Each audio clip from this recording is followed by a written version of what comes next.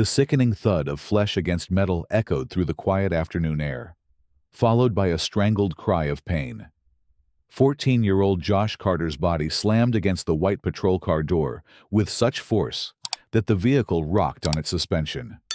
His knees buckled, and he crumpled to the hot asphalt, gasping for breath that wouldn't come. "Stay down, you little punk." Officer Karen Mitchell's voice cut through the summer heat like a razor blade. Her hand remained pressed against Josh's neck, pinning him against the scorching metal. Sweat beaded on her forehead beneath her cap, but her grip never wavered. "I said don't move." Josh's vision blurred as pain shot through his ribs. The weight of Karen's body pressed into his back, making each breath a struggle. Around them, the manicured lawns of Willowbrook Estates stretched in perfect rows, their sprinkler systems casting rainbow arcs in the afternoon sun. The irony wasn't lost on him that in this picture-perfect neighborhood, he was being treated like a criminal. "Please," he wheezed, his voice barely audible. "I was just waiting for my mom." "Your mom?" Karen's laugh was harsh and brittle. "Right. Like anyone's coming for you." She yanked his arms behind his back with unnecessary force, the plastic zip ties cutting into his wrists. "You've been loitering here for over an hour. That's trespassing on private HOA property." 2 hours earlier, Josh had been kneeling in the community garden, his hands deep in the rich soil as he transplanted tomato seedlings. The youth volunteer program had paired him with Mrs. Henderson, an elderly widow who'd been struggling to maintain her plot since her husband's death. Josh didn't mind the work. Actually, he loved it. The garden was one of the few places where his size didn't matter, where nobody stared or whispered. "You're such a natural at this, dear," Mrs. Henderson had said, watching him carefully position a young plant. Her weathered hands shook slightly as she pointed to the next row. "Harold would have liked you. He always said gardening was about patience and care, not strength." Josh had smiled, wiping sweat from his forehead with the back of his muddy glove. At 14, he stood nearly 6 feet tall and weighed close to 200 pounds. In a world obsessed with appearance, he'd learned to find refuge in quiet corners and helpful tasks. The garden was his sanctuary. "Mrs. Henderson, you don't have to keep thanking me," he'd said, moving to the next seedling. "I like helping. Besides, my mom always says the best way to serve your community is to get your hands dirty." His mother, Mayor Denise Carter, had built her political career on community service and social justice. She'd fought for youth programs, affordable housing, and police reform. If she could see him now, pressed against this patrol car like a common criminal, Josh wondered what she'd think. The afternoon had been perfect until Karen Mitchell arrived. Josh had finished his volunteer work and was sitting on the garden's wooden bench, scrolling through his phone while waiting for his ride. His mother was in back-to-back meetings, so she'd arranged for her assistant to pick him up at 4:30. He'd noticed the HOA security patrol car immediately. It moved slowly through the streets, its driver studying each house, each lawn, each person with the intensity of a predator sizing up prey. When it stopped across from the garden, Josh felt the familiar knot of anxiety in his stomach. Karen Mitchell had emerged from the vehicle like a storm cloud taking human form. Her uniform was pressed to military precision, her badge polished to a mirror shine. Everything about her screamed authority, from her rigid posture to the way her hand rested on her radio. She'd approached the garden gate with deliberate steps, her eyes locked on Josh. "Excuse me," she'd called out, her voice carrying the weight of someone accustomed to immediate compliance. "What are you doing here?" Josh had looked up from his phone, confusion clear on his face. "I'm waiting for my ride. I was volunteering in the garden with Mrs. Henderson." "Mrs. Henderson left 20 minutes ago. Karen's tone was accusatory, as if she'd caught him in a lie. You've been sitting here alone since then. That's loitering.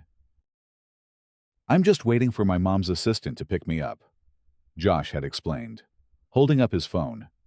She texted that she's running a few minutes late. But Karen's expression had hardened. Her gaze traveled from Josh's face to his body, lingering on his size with undisguised suspicion. A kid your size, sitting alone in a family neighborhood, that looks suspicious to me. Real suspicious. The words hit Josh like a physical blow. He'd heard variations of this his entire life, the assumption that his size made him dangerous, threatening, somehow less deserving of basic human dignity. But never from someone in uniform. Someone with the power to act on their prejudices. I haven't done anything wrong, he'd said, his voice stronger than he felt. I have every right to be here. That's when Karen's demeanor shifted from suspicious to hostile. Rights, she'd sneered, stepping closer to the gate. You don't get to tell me about rights. Kid, I'm HOA security, and I'm telling you to move along. Josh had stood up then, his full height apparent.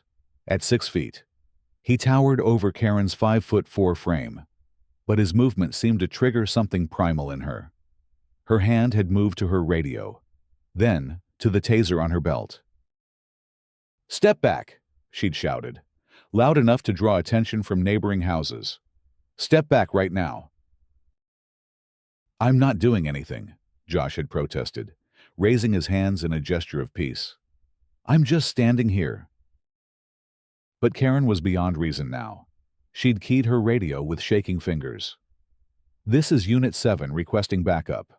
I have a large juvenile male acting aggressively at the community garden. Possible trespassing situation. The radio crackled with static before a voice responded, Copy that. Unit 7.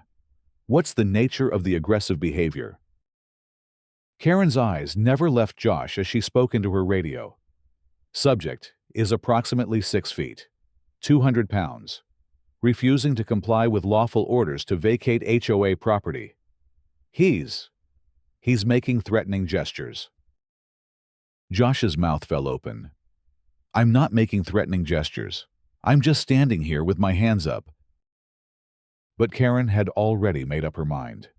She'd entered the garden gate with her taser drawn, her movements quick and aggressive. Turn around. Put your hands behind your back. For what? Josh had demanded, his voice cracking with adolescent indignation. I haven't done anything. Trespassing, disorderly conduct, resisting arrest. Karen had rattled off the charges like a shopping list. Turn around now, or I'll tase you. The moment Josh had turned around, Karen had struck. She'd grabbed his wrist and twisted it behind his back with unnecessary force, driving him forward toward her patrol car. When he'd stumbled, she'd used his momentum to slam him against the vehicle. That's when the real violence had begun. Now, lying on the hot asphalt with zip ties cutting into his wrists, Josh felt tears of pain and humiliation streaming down his face. The perfect suburban afternoon had transformed into a nightmare, and he couldn't understand why. My mom is going to hear about this, he gasped, trying to find some leverage in the situation. Karen's laugh was cold and dismissive. Your mom? What's she gonna do? Kid, come down here and complain nobody cares about troublemakers like you. She hauled him to his feet with a grip that would leave bruises, then shoved him toward the open rear door of her patrol car. The metal door frame caught his shoulder as she pushed him inside, adding another layer of pain to his growing collection of injuries. Sit there and keep your mouth shut, Karen commanded, slamming the door with enough force to rattle the windows. The car's interior was stifling, the vinyl seats hot enough to burn through his clothes. The wire mesh between the front and back seats made him feel like a caged animal. Through the side window, Josh could see neighbors beginning to emerge from their houses. Mrs. Patterson from across the street stood on her porch, her hand shading her eyes as she tried to see what was happening. Mr. Rodriguez had paused his lawn mowing to stare at the scene. A few teenagers had gathered at the corner, their phones out, recording everything. Karen noticed the growing audience and seemed to relish the attention. She strutted around the patrol car, speaking into her radio with exaggerated authority. Unit 7 to dispatch. I have the subject in custody. Large juvenile male. Possibly gang-affiliated based on his behavior patterns. Josh's eyes widened in disbelief. Gang-affiliated. He was a straight-A student who spent his free time volunteering in community gardens. His biggest rebellion was occasionally staying up past 10 o'clock to finish homework. Karen opened the driver's door and slid into the front seat, adjusting her rearview mirror to study Josh's face. What's your name, kid? Josh Carter, he answered, his voice hoarse from crying. Address? Josh hesitated. His mother had always taught him to be respectful to authority figures. But this felt different. This felt wrong. I want to call my mom. You'll call whoever I say you can call. Karen snapped. Now give me your address, or I'll add obstruction of justice to your charges. Defeated, Josh recited his address on Elm Street. It was a modest neighborhood, nothing like the manicured perfection of Willowbrook Estates, but it was home. Karen typed the information into her computer, her fingers clicking against the keys with mechanical precision. After a moment, she frowned at the screen. System's running slow today, she muttered. We'll sort this out at the station. The station. Josh felt a fresh wave of panic. He'd never been in trouble with the law, never even had detention at school. The thought of being processed like a real criminal made his stomach churn. Please, he said, leaning forward as much as the restraints would allow. Just call my mom. Her name is Denise Carter. She'll explain everything. Karen's response was cut off by the arrival of a second patrol car. Officer Davis emerged from the vehicle, a veteran cop whose weathered face spoke of decades on the force. He approached Karen's window with casual authority. What do we have here, Mitchell? Karen straightened in her seat, clearly eager to impress the senior officer. Trespassing and disorderly conduct. Kid was loitering in the garden for over an hour. Got aggressive when I told him to move along. Officer Davis studied Josh through the rear window, his expression unreadable. He's just a kid. Karen, you sure about this? A big kid. Karen emphasized. Look at the size of him. Could be dangerous. Davis walked around to Josh's side of the car and tapped on the window. When Josh looked up, the older officer's expression softened slightly. What's your name? Son? Josh Carter, he answered through the glass. Davis nodded slowly, then returned to Karen's window. Run that name through the system again. Carter, you said? Karen's fingers flew over the keyboard, her confidence beginning to waver. After a moment, her face went pale. The computer screen reflected in her eyes, and whatever she saw there made her hands shake. Oh, she whispered, the word barely audible. Oh no. Davis leaned closer to read the screen over her shoulder. When he saw the information displayed there, his entire demeanor changed. He stepped back from the car, as if it had suddenly become radioactive. Karen, he said, his voice tight with barely controlled panic. Do you know who that kid's mother is? The question hung in the air like a bomb waiting to explode. Karen's face cycled through a dozen expressions: confusion, recognition, and finally, pure terror. Mayor Denise Carter. Davis continued, his words measured and deliberate. The woman who just finished addressing the HOA board not 3 hours ago. The same woman who's been pushing for police accountability and use of force reforms across the entire city. Karen's mouth opened and closed without sound. In the back seat, Josh felt a glimmer of hope mixed with grim satisfaction. His mother's reputation preceded her, and, apparently, that reputation was about to become Karen's worst nightmare.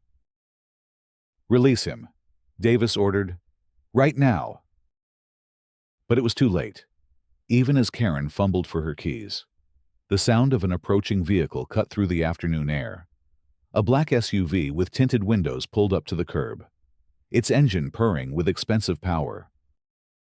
The driver's door opened, and Mayor Denise Carter stepped out. She was a small woman, barely 5 feet tall, but she carried herself with the authority of someone who'd never backed down from a fight. Her dark hair was pulled back in a professional bun, and her business suit was immaculate despite the summer heat. But it was her eyes that commanded attention, dark, intelligent, and currently blazing with maternal fury. Denise Carter had built her political career on careful control and measured responses.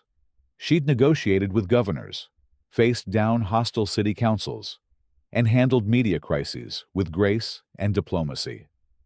But seeing her son trapped in the back of a patrol car like a common criminal stripped away every layer of political polish. "What?" she said, her voice carrying across the street with the force of a thunderclap. "Is my son doing in that car?" Karen had finally managed to get out of the patrol car, but her legs seemed unsteady. She approached the mayor with the desperate energy of someone trying to defuse a bomb. "Mayor Carter, there's been a misunderstanding." "A misunderstanding?" Denise's voice rose an octave. "My 14-year-old son is zip-tied in the back of your patrol car, and you're calling it a misunderstanding." Davis stepped forward, trying to salvage the situation. "Ma'am, we're sorting this out right now. Officer Mitchell made an error in judgment." "An error in judgment." Denise turned her fury on the senior officer. "Is that what we're calling assault on a minor? Now an error in judgment?" She strode to the patrol car and yanked open the rear door.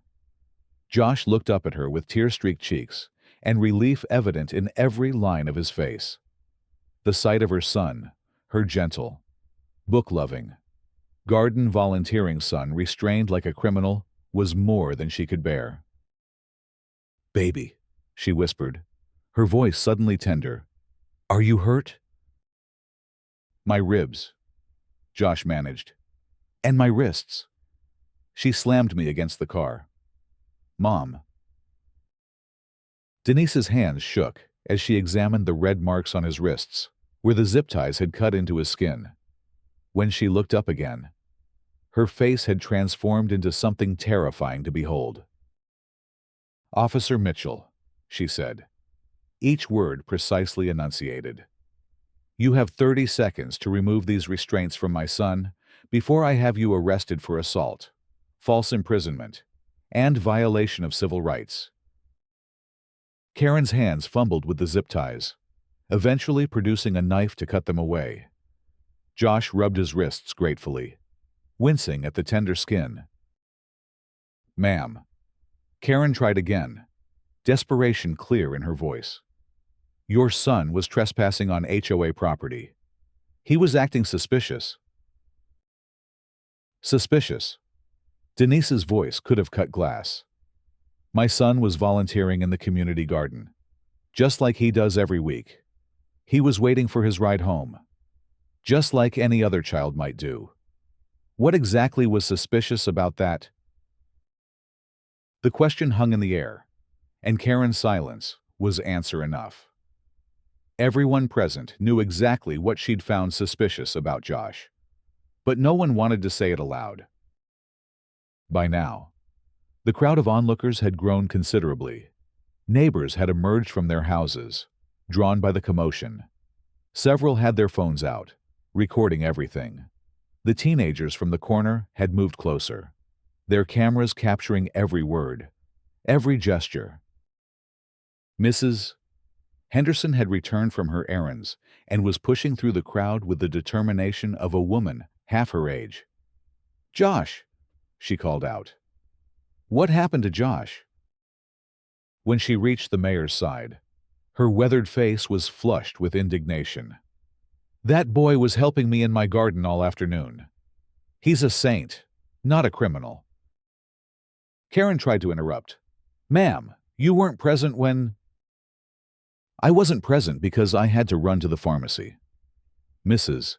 Henderson snapped. "I told Josh to wait for his ride. I gave him permission to use the garden bench. How is that trespassing?" The question struck Karen like a physical blow. If Josh had permission to be in the garden, then there was no trespassing. If there was no trespassing, then her entire justification for the arrest crumbled. Davis cleared his throat. "Mayor Carter, we'd like to handle this internally. Officer Mitchell clearly made some mistakes in protocol." Mistakes in protocol. Denise's laugh was sharp and bitter. "Officer Davis, let me be crystal clear about something. I'm not here as a politician right now. I'm here as a mother whose child was assaulted by someone who swore an oath to protect and serve." She pulled out her phone and began scrolling through her contacts. "I'm calling Chief Rodriguez first. Then, I'm calling the district attorney. Then, I'm calling every news outlet in the tri-state area." Karen's face went ashen. "Mayor Carter, please. I was just doing my job." "Your job?" Denise looked up from her phone, her expression incredulous. "Your job is to assault children. Your job is to lie on official radio transmissions, because I heard what you told dispatch. Officer Mitchell, you said my son was gang-affiliated. You said he was making threatening gestures." She gestured to Josh, who was still sitting on the curb, rubbing his sore ribs. "Does my son look like a gang member to you? Does he look threatening?" Josh was wearing a youth volunteer t-shirt, khaki shorts, and sneakers. His backpack sat beside him, spilling over with library books and a half-finished crossword puzzle. If he looked like anything, it was a slightly overweight teenager who'd rather be reading than causing trouble. The mayor's phone rang, and she answered it immediately. "Chief Rodriguez, this is Denise Carter. I need you at the Willowbrook Estates Community Garden immediately. One of your officers just assaulted my son." The conversation was brief but intense. When she hung up, Denise looked at Karen with the expression of a predator who'd cornered its prey. "The chief will be here in 10 minutes, she announced. "Officer Mitchell, I suggest you use that time to think very carefully about your version of events, because this entire incident is about to be investigated by Internal Affairs, the District Attorney's Office, and probably the FBI's Civil Rights Division." Karen looked around desperately, as if searching for an escape route that didn't exist. The crowd of neighbors continued to grow, their phones capturing every moment of her humiliation. Social media was probably already buzzing with videos of the incident. "I want to see your dashcam footage," Denise continued. "I want to see your radio logs. I want to see every piece of documentation from this arrest." Davis stepped forward. "Ma'am, with respect, you don't have the authority to—" "I have the authority of a citizen whose child was assaulted by a public servant." Denise cut him off. "I have the authority of a taxpayer who funds your salary. And I have the authority of an elected official who helped write the very oversight legislation that's about to come down on your heads like a hammer." The sound of approaching sirens cut through the afternoon air. Multiple vehicles were converging on their location: police cars, emergency medical services, and what looked like a news van in the distance. Chief Rodriguez arrived first, emerging from his vehicle with the weary expression of a man who knew his day was about to get much worse. He was a career officer who'd worked his way up through the ranks, and he understood political dynamite when he saw it. Mayor Carter, he said, his tone carefully neutral. I understand there's been an incident. An incident? Denise's voice rose again. Chief, your officer assaulted my son. She threw him against a patrol car, zip-tied him like a criminal, and filed false charges against him. If that's what you call an incident, we need to have a serious conversation about your department's standards. The chief looked at Josh, taking in the red marks on his wrists and the torn knee of his pants. Then he looked at Karen, who was standing beside her patrol car like a defendant awaiting sentencing. Officer Mitchell, he said, his voice carrying the weight of command. Report. Karen's report was a stammering mess of half-truths and rationalizations. She claimed Josh had been acting suspiciously, that he'd refused to comply with lawful orders, that his size had made her fear for her safety. Each word dug her deeper into a hole she couldn't escape. When she finished, the chief looked at Mrs. Henderson. Ma'am, you were supervising this young man? He was helping me in my garden. Mrs. Henderson confirmed. I asked him to wait for his ride. He had my permission to be there. The chief nodded, then looked at the growing crowd of witnesses. Did anyone see what happened here? A chorus of voices erupted. Neighbors described seeing Karen approach the garden aggressively, hearing her shout at Josh, watching her slam him against the patrol car. Several mentioned that they'd been recording the incident on their phones. Chief Rodriguez held up his hand for silence. I want copies of any recordings. This is now an official investigation. The paramedics had arrived and were examining Josh for injuries. They found bruising on his ribs, abrasions on his wrists, and a small cut on his shoulder from where he'd hit the car door frame. Each injury was photographed and documented. He needs to be seen at the hospital, the lead paramedic told Denise, just to rule out any internal injuries from the impact. Denise nodded, her mother's instincts overriding her political fury for a moment. Josh, honey, do you feel okay? Any pain in your chest or abdomen? Josh shook his head, though he was still visibly shaken. I'm okay. Mom, I just want to go home. The news van had pulled up during the medical examination, and a reporter was setting up her camera equipment.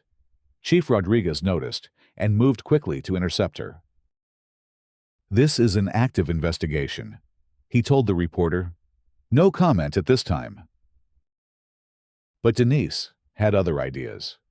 She approached the news crew with the confidence of someone who'd spent years dealing with media. I'm Mayor Denise Carter, and I have a statement to make. The reporter's eyes lit up. A story about police misconduct was good enough. But a story involving the mayor's son being assaulted by a HOA security officer was journalism gold.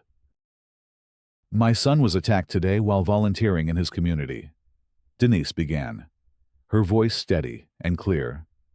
He was assaulted by someone who was supposed to protect him. This isn't just about one bad officer or one unfortunate incident.